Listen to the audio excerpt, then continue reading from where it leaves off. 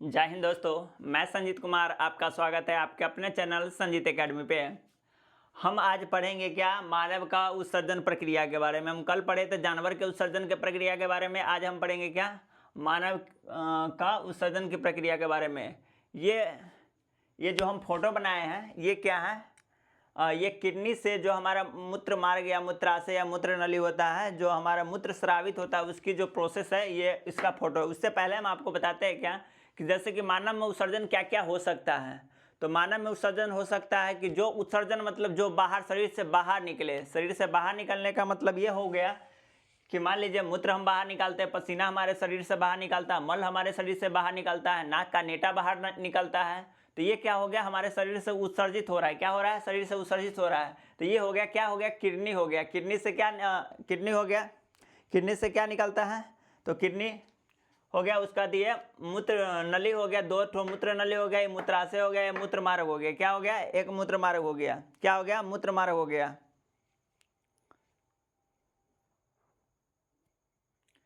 तो ये फोटो आप बना लीजिएगा, ठीक है। इस फोटो को बना लीजिएगा।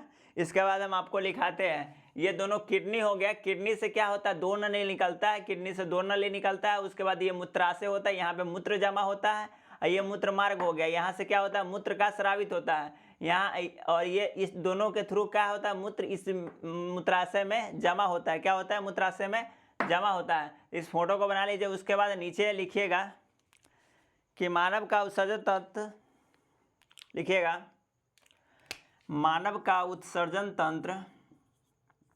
फोटो बनाने के बाद नीचे लिखिएगा मानव का उत्सर्जन तंत्र। मानव का उत्सर्जन तंत्र, मानव का उत्सर्जन तंत्र मुख्य रूप से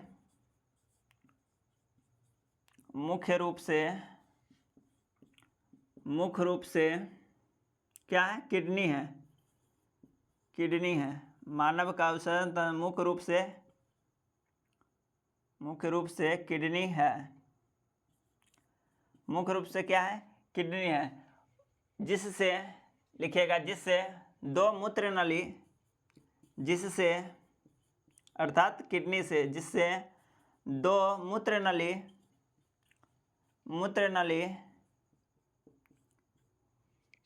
जिससे दो मूत्र नली निकलती है, जो आगे चलकर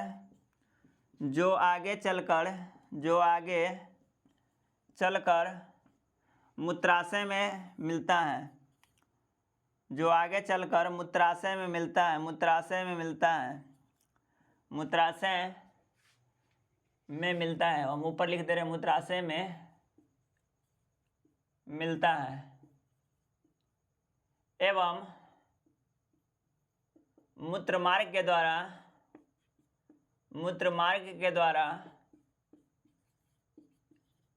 बाहर निकलता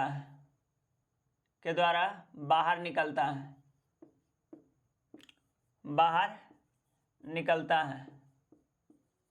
इसको आप लिख लिए, ठीक है। इसको लिखिए और फोटो को जल्दी से बनाइए। फोटो के नीचे जस्ट आपको लिखना है, फोटो के जस्ट नीचे लिखिए।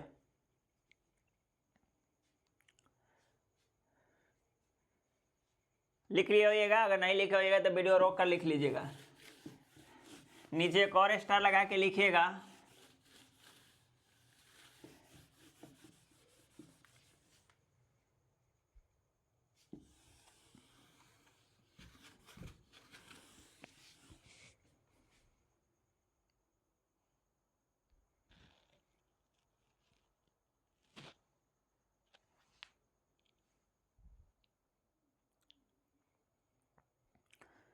नीचे एक स्टार लगा के लिखिएगा या नोट बना के लिखिएगा कि एक वयस्क मनुष्य मतलब एक एडल्ट पर्सन जो होता है वह 24 घंटे में, लिखिएगा, एक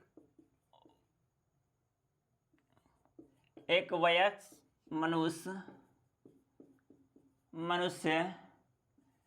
24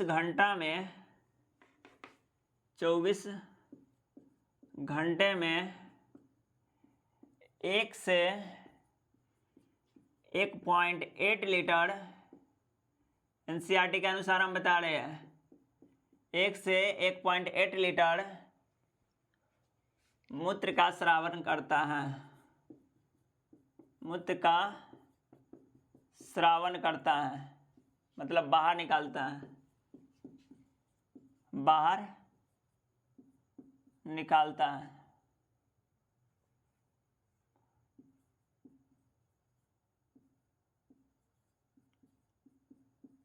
बाहर निकालता है, ठीक है। इसके बाद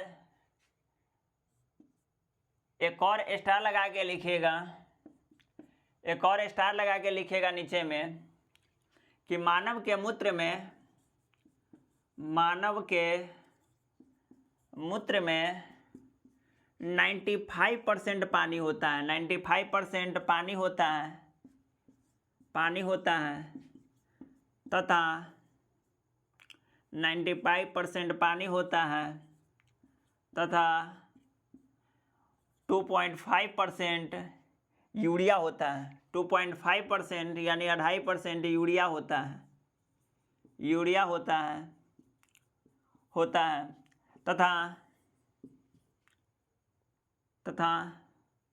2.5% अन्य पदार्थ होता है, अन्य पदार्थ होता है, अन्य पदार्थ होता है। मान लीजिए मूत्र का स्रावन हम लोग भी करते हैं, कीट मकोड़ा भी करता है, मछली भी करता है।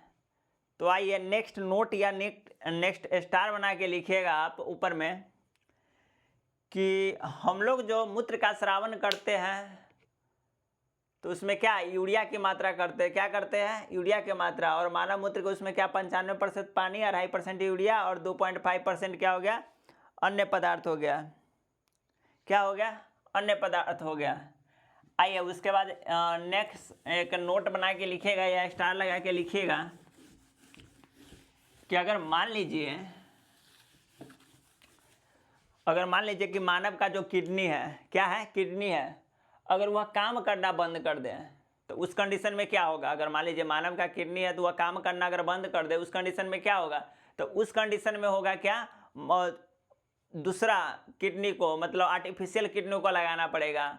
उस प्रोसेस को क्या बोलते हैं, आर्टिफिशियल किडनी लगाने वाला जो प्रोसेस होता है उसको बोलते हैं डायलिसिस। क्या बोलते हैं, डायलिसिस। तो अगर किसी व्यक्ति का किडनी खराब हो गया है तो उसमें क्या होगा, मूत्र का निर्माण नहीं हो पाएगा, मतलब मूत्र का निर्माण ही नहीं कर पाएगा। जब किडनी मूत्र का निर्माण करता था तो क्या होगा, उसमें मूत्र का निर्माण ही नहीं करेगा। तो मूत्र का निर्माण तो क्या उसका करना पड़ेगा, डायलिसिस करना पड़ेगा, अर्थात आर्टिफिशियल किडनी लगाना पड़ेगा और उसके बाद वह प्रोसेस कर पाएगा। तो आइए नीचे लिखिएगा, जब किसी व्यक्ति का किडनी काम करना बंद कर दे, लिखिएगा नोट में लिखिएगा, नोट में लिखिएगा कि जब किसी व्यक्ति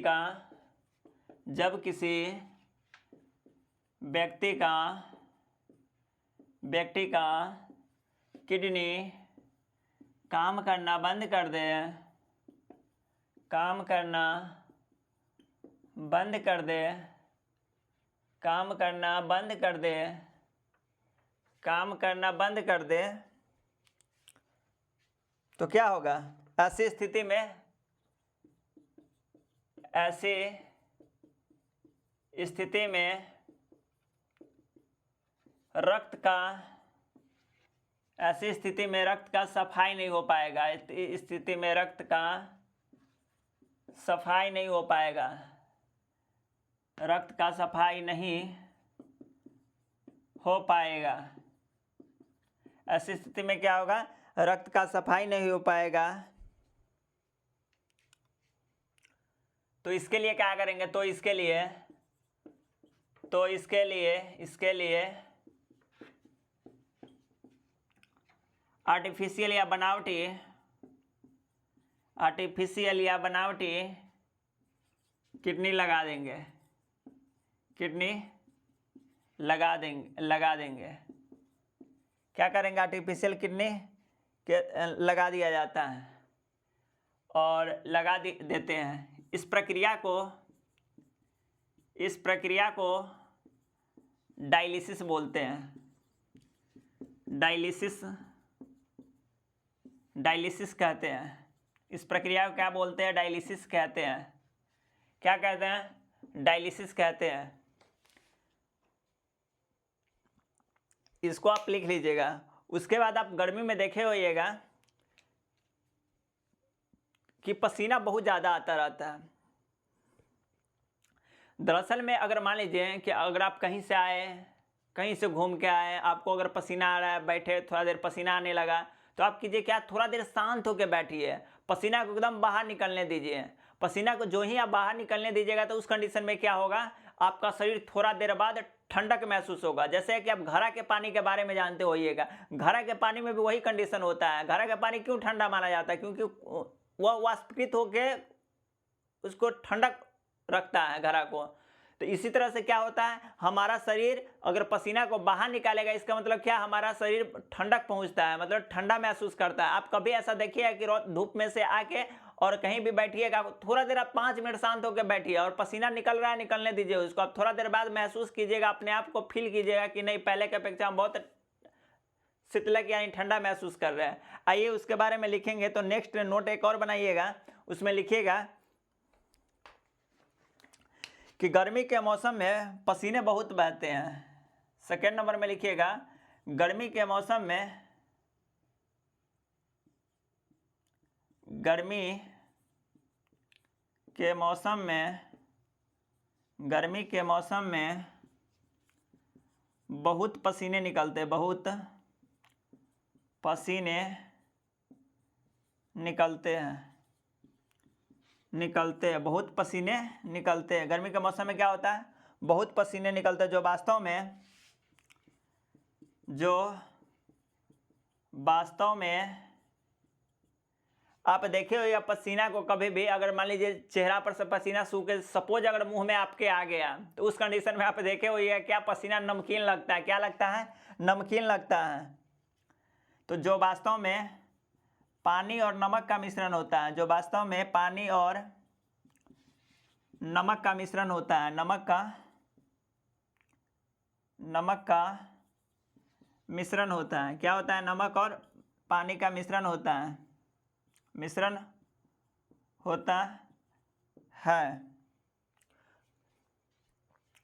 और यह हमारे शरीर को ठंडा पहुंचाता है, हमारे शरीर को ठंडा पहुंचाता है।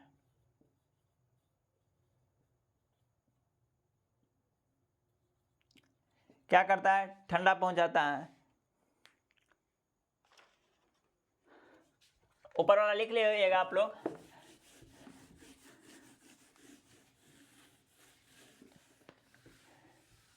आपको एक बहुत ही बेहतरीन बात बताने जा रहे हैं कि जैसे कि मान लीजिए हम लोग क्या होता है, मानव हो गया या खरगोश हो गया, हम लोग क्या निकालते हैं, मतलब जब मूत्र को बाहर निकालते हैं तो उसको क्या बोलेंगे, मतलब यूरिया बाहर निकालते हैं। क्या निकालते हैं हम लोग बाहर? तो यूरिया निकालते हैं। तो नोट में दीजिएगा, क्या, नोट में लिखिएगा, मानव और खरगोश, मानव कौमा खरगोश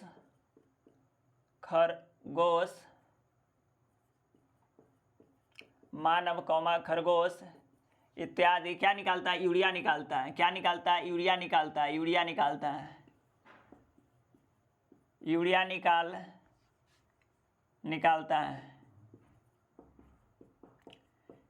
निकालता है। सेकेंड नंबर पॉइंट लिखिएगा, जलीय जीव होता है वह क्या निकालता है? तो वह वह निकालता है क्या?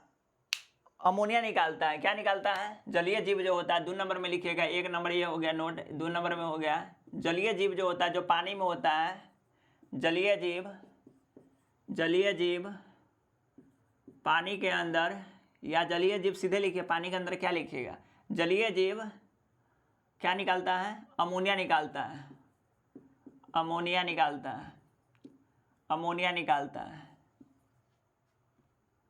कीट पतंग को आप देखे हुए निकालता है। कीट पतंग को आप देखे होइएगा। कीट पतंग हो गया, जैसे कि मान लीजिए गिरगिट हो गया, तिलचट्टा हो गया, जो कीट पतंगे आप घर में देखे होइएगा, वो क्या निकालता था? यूरिक एसिड निकालता है। तो यहाँ पे थर्ड नंबर में लिखिएगा जो कीट पतंगे होता है, कीट पतंग होता है यानी कीड़े मकोड़े कह लीजिए, क्या कहेंगे, कीड़े मकोड़े, कीड़े मकोड़े, कीड़े मकोड़े, कीड़े मकोड़े यह क्या उत्सर्जित करता है, कीड़े मकोड़े uric acid, uric acid, uric acid निकालता है, क्या निकालता है, यूरिक एसिड निकालता है, यूरिक एसिड उत्सर्जन करता है, उत्सर्जन करता है, यूरिक एसिड उत्सर्जन करता है। आप देखे होइएगा कभी कभी अपने घर पे गिरगिट क्या करता है, यूरिक एसिड निकालता है। नीचे में लिख लीजिएगा यहीं पे, जो यूरिक एसिड होता है ना यह अर्ध ठोस होता है, जो निकालता है वह अर्ध ठोस होता है, अर्ध ठोस, क्या होता है, अर्ध ठोस होता है, अर्ध ठोस होता है, क्या होता है, अर्ध ठोस होता है। तो ये तीनों एग्जाम के पॉइंट से इंपॉर्टेंट है, क्या है, तीनों एग्जाम के पॉइंट से इंपॉर्टेंट है, तीनों क्या हो गया, एग्जाम के पॉइंट से इंपॉर्टेंट है।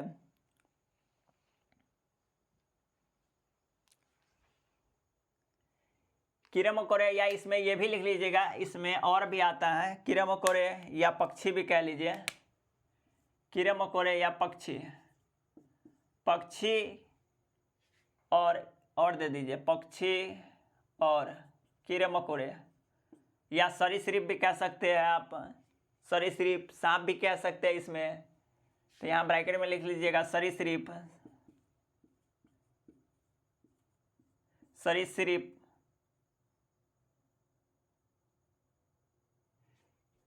सरीसृप। चलिए आइए इसके बाद हम क्या पढ़ेंगे, पादपों में अर्ध ठोस होता है, मतलब इसको बोलेंगे सेमी सॉलिड। आइए उसके बाद पढ़ेंगे पादपों में कैसे मतलब उत्सर्जन होता है, किसके द्वारा परिवहन होता है, पादपों में परिवहन उस क्या होता है उसके बारे में हम पढ़ेंगे। तो पादप, अब इसको आप लिख लीजिएगा वीडियो रोक कर, अगर नहीं लिखे होइएगा तो।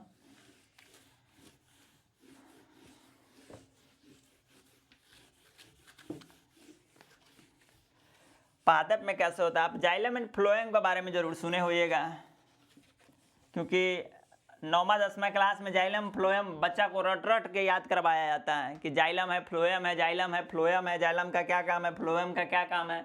आइए हम आपको बताते हैं।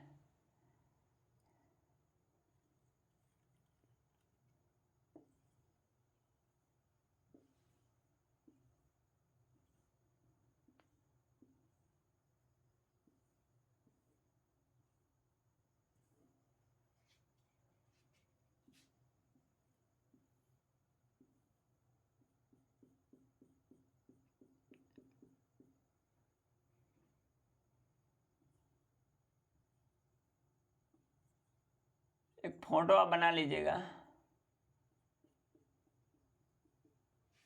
चलिए ये मान लीजिए क्या हो गया, ये पेड़ पौधा हो गया। पेड़ पौधा में क्या होता है, तो जाइलम जो होता है और फ्लोएम होता है।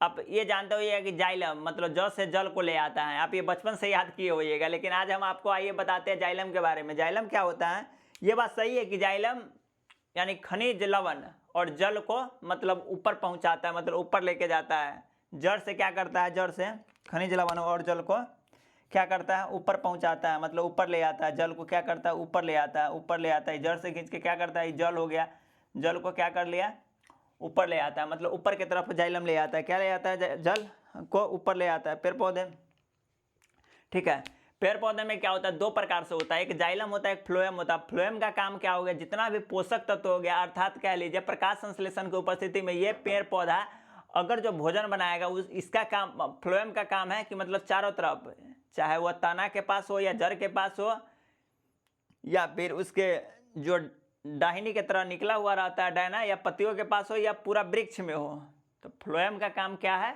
फ्लोएम का काम है कि चारों तरफ पोषक तत्वों को ले जाना।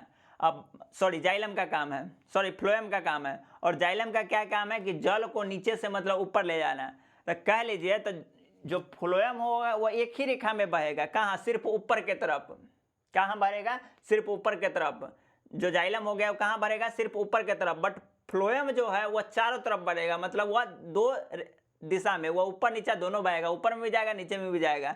लेकिन जो जाइलम है वह जाइलम सिर्फ कहाँ जाएगा, जल लेके सिर्फ ऊपर की तरफ जाएगा। तो आइए हम जाइलम के बारे में कुछ लिखते हैं। आइए इसके बारे में लिखते हैं कि पेड़ पौधे में दो प्रकार के उत्तक होता है। लिखिएगा, इस फोटो बनाने के नीचे लिखिएगा पेड़ पौधे में, हम यहाँ पे ठीक है फोटो बना लीजिएगा। उसके बाद हम आपको बताएंगे, जैसे कि ऊपर की तरफ अगर जाएगा, ऊपर की तरफ जाएगा, ऊपर की तरफ जाएगा तो क्या होगा, जाइलम होगा। क्या, जल को लेके जाएगा, जाइलम, जाइलम होगा। अगर मान लीजिए ऊपर भी पोषक तत्व लेके जा रहा है, नीचे भी पोषक तत्व लेके आ रहा है, तो ये क्या होगा, फ्लोएम होगा। क्या होगा, फ्लोएम होगा। ठीक है, तो जाइलम फ्लोएम क्या करता है, दोनों का काम करता है। मतलब पोषक तत्व तना को भी जरूरत पड़ेगा ना, जो भोजन पेड़ बनाएगा सो। तो पेड़ पौधे में दो प्रकार के, पेड़ पौधे में दो प्रकार के उत्तक होता है। उत्तक, दो प्रकार का उत्तक या परिवहन उत्तक, परिवहन उत्तक होता है, परिवहन उत्तक होता है। एक हो गया का, एक हो गया कौन, जाइलम हो गया, जाइलम। एक हो गया कौन, जाइलम। इस जाइलम का काम क्या है, तो जाइलम का काम है जल और खनिज को, जल एवं खनिज को, जल एवं खनिज को, जाइलम का काम क्या है, जल एवं खनिज को नीचे से ऊपर ले जाना है, नीचे से ऊपर ले जाना है, नीचे से ऊपर ले जाना है, ले जाना है। सेकेंड नंबर में लिखिएगा फ्लोएम, या इसी में लिखिएगा जाइलम के बारे में, ले जाना। यह एक रेखीय होता है, मतलब यह एक ही दिशा में जाता है, यह एक ही दिशा में कार्य करता है, एक ही दिशा में कार्य करता है, यह एक ही दिशा में कार्य करता है। लिखिएगा इसके बारे में एक और पॉइंट लीजिएगा, यह जीवित नहीं होता है, यह जीवित नहीं होता है, अर्थात मृत्यु होता है, मृत्यु होता है, मतलब मृत्यु होता है। ये क्या होता है, निर्जीव होता है, मतलब जीवित नहीं होता है कहने का मतलब क्या, ये मृत्यु होता है, मतलब मृत अवस्था में होता है। ठीक है, उसके बारे में आइए हम लिखेंगे क्या, फ्लोएम के बारे में लिखेंगे। जाइलम के बारे में लिख लीजिएगा, आइए हम फ्लोएम के बारे में लिखते हैं। इसको आप लिख लीजिए, नहीं तो वीडियो रोक कर आप लिख लीजिएगा। हम क्या लिखा है, पेड़ पौधे में दो प्रकार के उत्तक होते हैं या परिवहन उत्तक होते हैं। जाइलम, जल एवं खनिज, नीचे से ऊपर के तरफ ले जाना होता है जल एवं खनिज को, जल एवं खनिज को नीचे से ऊपर, जल एवं खनिज को नीचे से ऊपर ले जाना। यह एक दिशा में कार्य करता है, यह जीवित नहीं होता है, अर्थात यह मृत्यु अवस्था में होता है। क्या होता है, मृत्यु अवस्था में होता है। आइए हम लिखेंगे क्या, फ्लोएम के बारे में लिखेंगे।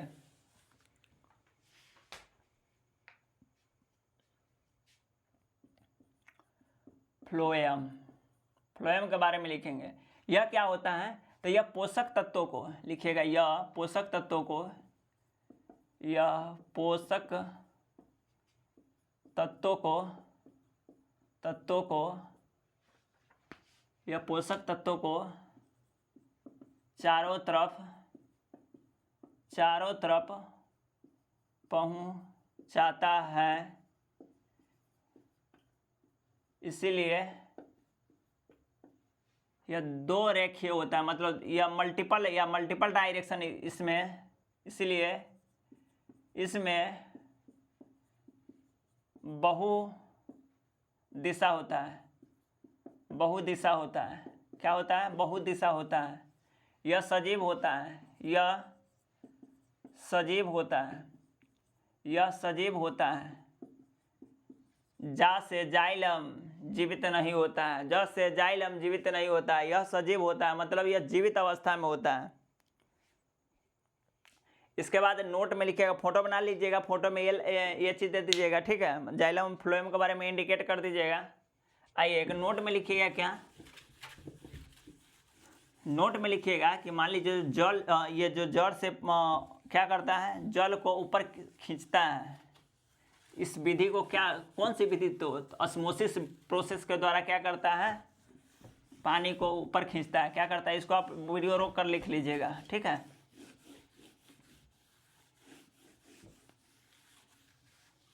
आइए हम लिखेंगे जड़ से पानी खींचने की प्रक्रिया को ऑस्मोसिस कहते हैं। नीचे नोट में लिखिएगा।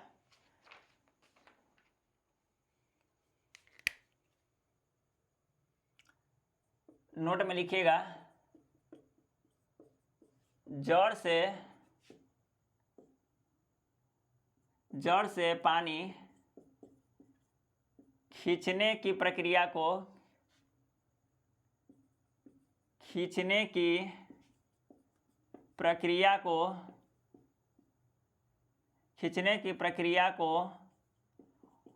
ऑस्मोसिस बोलते हैं। ऑस्मोसिस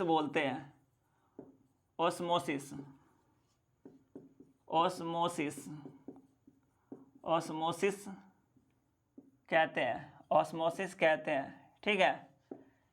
जैसे जड़ से पानी खींचता है, उस प्रोसेस को क्या बोलेंगे, तो उस प्रोसेस को बोलेंगे ऑस्मोसिस प्रोसेस कहते हैं। एक बात और आप जानिएगा कि जड़ द्वारा जो पानी को खींचता है उसे तो ऑस्मोसिस हम बोलते हैं, लेकिन जड़ द्वारा जो पानी मतलब खींचता है पेड़ पौधा को खींचने के बाद क्या करता है, बहुत सारा मतलब कम ही पानी को यूज कर पाता है। जब कम ही पानी को यूज करता है तो पेड़ पौधा ज़्यादा पानी रख के करेगा क्या, तो उसके बाद क्या करता है, उसके बाद की पानी को क्या करता है, यह उत्सर्जन के मतलब सुबह के समय स्टोमेटा के द्वारा उत्सर्जित पानी को कर देता है। पेड़ पौधा क्या करता है, हम अभी आपको एक बार और समझाते हैं। पेड़ पौधा क्या करता है, जड़ के द्वारा पानी को ऑस्मोसिस प्रोसेस से ऊपर खींचता है। क्या करता है, ऊपर खींचता है। अब पेड़ पौधा क्या करता है, उस कंडीशन में बहुत ज़्यादा पानी खींच लेता है और उसकी ज़रूरत पड़ता है क्या, कम ही को ज़रूरत पड़ता है। जब पानी को कम ही ज़रूरत पड़ता है तो वह क्या करता है, बहुत सारा लगभग 98% पानी क्या करता है, वह स्टोमेटा के द्वारा उत्सर्जित कर देता है। स्टोमेटा के द्वारा सुबह के समय, इसीलिए आप सुबह के समय देखे हुए कभी कभी वहाँ पेड़ पौधे के पत्ते पे क्या होता है, पानी आप देखे होइएगा, तो क्या होता है, पानी को वह उत्सर्जित कर देता है, बहुत सारा पानी नीचे भी गिर जाता है। तो आइए वही लिखेंगे हम, जड़ों के द्वारा लिखिएगा, जड़ों के द्वारा जितना पानी अवशोषित करता है,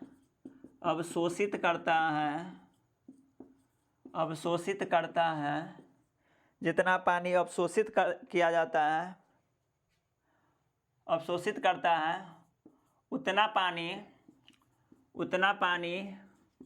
उपयोग में नहीं ला पाता है, उतना पानी उपयोग में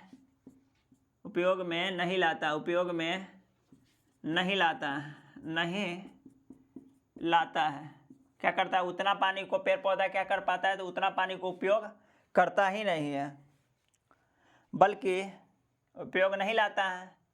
तो बचा हुआ पानी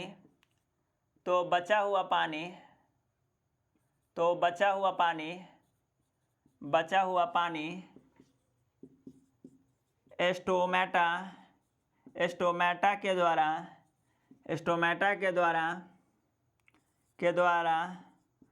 उत्सर्जित कर देता है, उत्सर्जित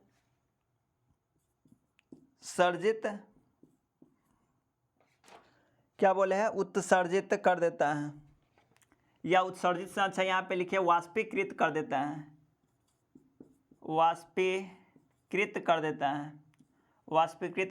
या ठीक है, वाष्पीकृत कर देता है। और इसी व्यवस्था को वाष्पोत्सर्जन कहा जाता है। और इस व्यवस्था को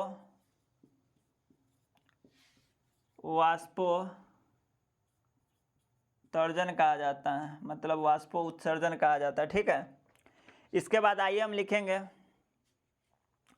और जो वाष्पोत्सर्जन होता है इसके दौरान क्या करता है, पेड़ पौधा में क्या होता है, तापमान कम हो जाता है। तो एक और नोट लिखिएगा नेक्स्ट में, या स्टार लगा के आप लिखिएगा कि क्या लिखिएगा, तो लिखिएगा कि पेड़ पौधा के जो उत्सर्जन के बाद क्या होता है, ठंडा हो जाता है। पेड़ पौधा क्या हो जाता है, ठंडा हो जाता है।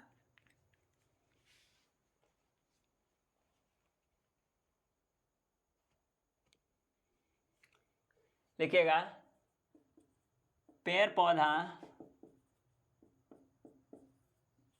उत्सर्जन के वाष्पो, क्या लिखेंगे, वाष्पोत्सर्जन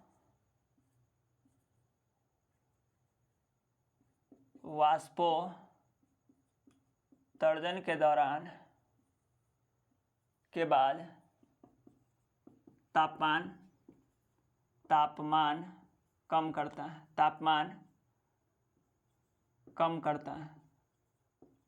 क्या करता है, तापमान कम करता है।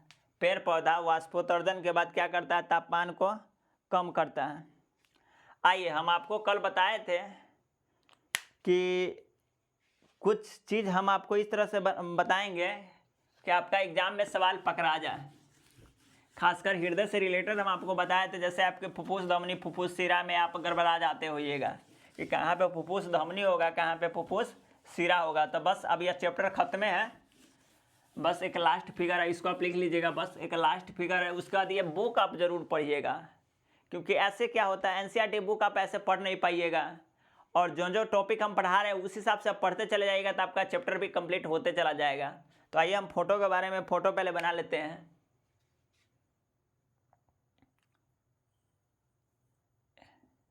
ये क्या है, ये हार्ट है, मतलब हृदय है। क्या है, हृदय है, हृदय है। यहाँ से फेफड़ा के पास गया हुआ है। फेफड़ा लगभग होता है किस तरह से, इस तरह से होता है, ठीक है। फिर यहाँ से भी एक कहाँ गया हुआ है, फेफड़ा के पास गया हुआ है, ठीक है, फेफड़ा के पास गया हुआ है। उसके बाद यहाँ से आया हुआ है कहाँ, बॉडी के पास, नीचे आपको दिख रहा होगा, ये आया है कहाँ, बॉडी के पास। कहाँ आया है, शरीर के पास। शरीर कहने मतलब पूरा बॉडी के पास है, शरीर मतलब पूरा बॉडी के पास है, ये हो गया। इसी तरह से ना आप, बस इसमें कुछ हो नहीं है। यहाँ पे हम 2 पाइप भी बना सकते हैं, देखिए, ठीक है। यहाँ से ये कर लीजिए और यहाँ से ये कर लीजिए, ठीक है। यहाँ से ये जाने दीजिए, ठीक। अब देखिए दरअसल में होता क्या है, ये हृदय हो गया, हृदय हो गया, क्या हो गया, हृदय हो गया, हृदय हो गया। यहाँ से ब्लड हृदय में कौन जाता है, तो हृदय में जो ब्लड जाएगा वह कार्बन डाइऑक्साइड युक्त रहेगा, और हृदय क्या करेगा, कार्बन डाइऑक्साइड के बाद हृदय क्या करेगा, यहाँ से यह प्यूरिफाई करके मतलब इसको भेजेगा। तो आइए इसको बोलेंगे क्या है, जैसे ये हृदय से ये जाएगा, हृदय से शरीर में जाएगा, हृदय से ब्लड कहाँ जाएगा, शरीर में, हृदय से ब्लड शरीर में जाएगा, तो इसको क्या बोलेंगे, हृदय से शरीर में, हृदय से शरीर में जाएगा, हृदय से शरीर में जाएगा, इसको क्या बोलेंगे, इसको धमनी बोलेंगे। क्या बोलेंगे, इसको धमनी बोलेंगे। निकल कहाँ से रहा है, नली हृदय से निकल रहा है। आप ध्यान रखिएगा, बहुत ही कन्फ्यूजन वाला चीज़ है, आप बस ध्यान रखिएगा। कहाँ से निकल रहा है, हृदय से निकल रहा है। इसको क्या बोलेंगे, धमनी बोलेंगे। इसको क्या बोलेंगे, धमनी बोलेंगे। जब इसको धमनी बोलेंगे तो इधर देखिए, यहाँ इस शरीर से कार्बन डाइऑक्साइड युक्त ब्लड जा रहा है। शरीर से कहाँ जा रहा है, कार्बन डाइऑक्साइड युक्त ब्लड हृदय के पास जा रहा है, हृदय के पास जा रहा है। तो ये क्या होगा, तो ये हो जाएगा सिरा, हो जाएगा आपका, क्या हो जाएगा, सिरा हो जाएगा, सिरा होगा, ठीक है। ये क्या होगा, ये नली को सिरा बोलेंगे।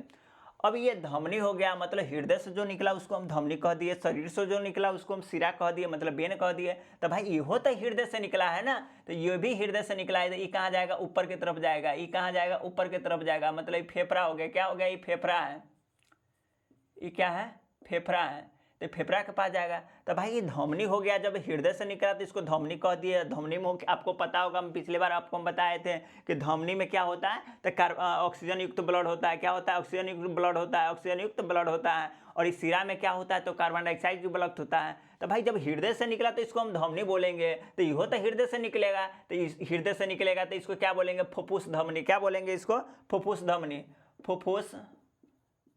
फुफ्फुस धमनी बोलेंगे। क्या बोलेंगे, फुफ्फुस धमनी बोलेंगे। क्या बोलेंगे, फुफ्फुस सिरा बोलेंगे। क्या बोलेंगे, फुफ्फुस सिरा, फुफ्फुस सिरा बोलेंगे। क्या बोलेंगे, फुफ्फुस सिरा। फुफ्फुस सिरा का मतलब क्या हो गया, धमनी हो गया। क्या हो गया, फुफ्फुस सिरा का मतलब हो गया धमनी हो गया। फुफ्फुस सिरा की मतलब क्या हो गया, धमनी हो गया। मतलब इसको हम महाधमनी बोलेंगे, वो फुफ्फुस सिरा हो गया। फुफ्फुस सिरा का मतलब क्या हो गया? महाधमनी। मतलब ये भी धमनी की तरह ही कार्य करता है, लेकिन यह है क्या? फेफड़ा में जा रहा है, तो इसको क्या बोलेंगे? फुफ्फुस सिरा बोलेंगे। अब फुफ्फुस सिरा हो गया। अब ये सिरा हो गया, ये तो क्या करता है? सिरा का काम क्या है? सिरा का काम क्या है? सॉरी, यहाँ पे मिस्टेक हो गया है, इधर से ये आना चाहिए ना। सॉरी, देखिए ये हो गया। इधर से ब्लड जाएगा, इधर से क्या जाएगा? ब्लड जाएगा, इधर से ब्लड जाएगा, इधर से ब्लड जाएगा, और इधर से ब्लड आता है। इधर से क्या होता है? ब्लड आता है। इधर से क्या होता है? ब्लड आएगा। तो देखिए इधर से तो ब्लड जा रहा है। एक बार और आप देखिएगा, ये बहुत ही इंपॉर्टेंट है एग्जाम के लिए। ये क्या हो गया? हृदय हो गया। हृदय से ब्लड जा रहा है कहाँ? शरीर में, तो इसको क्या बोलेंगे? धमनी। ऑक्सीजन युक्त ब्लड ले जा रहा है। लेकिन यही शरीर में से कहाँ ब्लड जा रहा है? हृदय में। हृदय में ब्लड कहाँ जा रहा है? हृदय में। शरीर से जा रहा है ना ब्लड, तो शरीर से ब्लड जाएगा तो कहाँ क्या होगा? सीरा। हृदय से आएगा धमनी, ऑक्सीजन युक्त, कार्बन डाइऑक्साइड युक्त। ये क्या होगा? कार्बन डाइऑक्साइड युक्त, मतलब CO2 युक्त ब्लड होगा। CO2 युक्त ब्लड होगा, ठीक है। अब देखिए जब यहाँ हृदय से जा रहा था कहाँ? शरीर में। अब देखिए ब्लड यहाँ फिर हृदय से कहाँ जा रहा है? फेफड़ा में। तो जा कथी रहा है? ब्लड तो जा रहा है, और जाने की यहाँ पे भी तो जा ही रहा था ना शरीर में। तो इसको क्या बोलेंगे? फुफ्फुस धमनी। इसको क्या बोलेंगे? फुफ्फुस धमनी। फुफ्फुस धमनी क्या बोलेंगे? फुफ्फुस धमनी बोलेंगे। क्यों? क्योंकि अब ब्लड जा रहा है। कहाँ जा रहा है? तो जब भी आपसे पूछेगा, फोटो माइंड में रहे ना रहे, जब से आपसे पूछेगा हृदय से फेफड़ा में ब्लड जाता है, कौन धमनी के द्वारा, तो आपको बताना पड़ेगा फुफ्फुस धमनी के द्वारा। लेकिन फुफ्फुस धमनी के द्वारा ये कौन ले आता है? ठीक है, फुफ्फुस धमनी के द्वारा, क्योंकि धमनी के द्वारा हृदय से ब्लड आता है कहाँ? शरीर में। तो हृदय के द्वारा जो भी ब्लड जाएगा, तो ये अगर मान लीजिए शुद्ध ब्लड होगा तो धमनी हो जाएगा, शुद्ध ब्लड नहीं होगा तो कौन हो जाएगा? फुफ्फुस धमनी हो जाएगा, ठीक है। उसके बाद इधर से ये ब्लड आ रहा है, फेफड़ा से कहाँ ब्लड आ रहा है, लेकिन आ रहा है तो ये दरअसल में होता क्या है? ऑक्सीजन युक्त होता है। लेकिन जब आने की प्रक्रिया होता है, इसीलिए हम लगा देते क्या? फुफ्फुस सिरा। मतलब फुफ्फुस सिरा का मतलब हो गया धमनी, मतलब धमनी वाला कार्य रखता है, लेकिन यह होता नहीं है, इसीलिए इसको क्या बोलते हैं? फुफ्फुस सिरा बोलते हैं। तो ब्लड आता रहता है, बस कुछ नहीं है, एक कंसेप्ट है, उसको आप ध्यान में रखिएगा, आपको याद आ जाएगा, ठीक है। हृदय से कोई भी हृदय में जा रहा हो तो सिरा, बस हृदय में जा रहा हो सिरा, उसका काम कुछ भी हो कोई पता नहीं। हृदय में जा रहा है सिरा, हृदय में जा रहा है सिरा, हृदय से निकल रहा है तो धमनी, हृदय से निकल रहा है धमनी, हृदय से निकल रहा है धमनी। और बस आपको ये याद रखना है फुफ्फुस धमनी। फुफ्फुस धमनी का मतलब सिरा वाला कार्य कर रहा है, इसलिए इसमें फुफ्फुस लगा हुआ है। उसमें भी फुफ्फुस सिरा लगा हुआ है, तो मतलब वो धमनी वाला कार्य कर रहा है, मतलब ऑक्सीजन वाला ब्लड लेके आ जा रहा है। तो आइए, बस आज चैप्टर हो गया खत्म। अगर आपको कुछ नहीं समझ में आया हो तो आप कमेंट बॉक्स में ज़रूर बताइएगा।